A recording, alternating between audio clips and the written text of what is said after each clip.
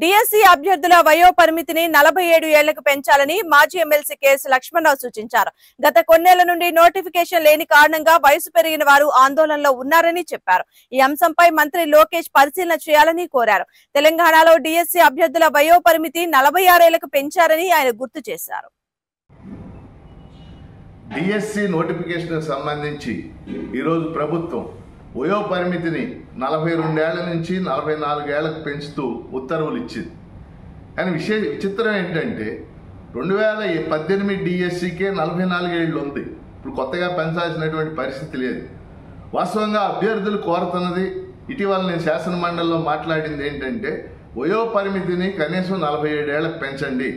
గత 7 సంవత్సరాలుగా DSC notification లేదు. అనేక మంది అభ్యర్థులు వయో పరిమితి వాళ్ళు ఏజ్ బార్ అయ్యారు. 47 ఏళ్లకు పెంచాలని నేను లోకేష్ గారిని కోరటం జరిగింది. తెలంగాణలో ఇప్పటికే 46 ఏళ్ళు చేశారు. అందుకని ఇప్పుడు రాష్ట్ర ప్రభుత్వాన్ని మేము రిక్వెస్ట్ చేసేది అభ్యర్థుల తరఫున, ముఖ్యంగా నిరుద్యోగ అభ్యర్థుల తరఫున వయో పరిమితిని 44 ఏళ్ళు కాదు 47 ఏళ్లకు పెంచండి. ఎందుకంటే దీనివల్ల ఖర్చు కూడా ఏమీ లేదు. ఆ అభ్యర్థులు కూడా రాసుకునే అవకాశం లభిస్తుంది. దీన్ని పరిశీలించాలని ప్రభుత్వాన్ని, ముఖ్యంగా విద్యామంత్రి లోకేష్ గారిని నేను కోరుతున్నాను.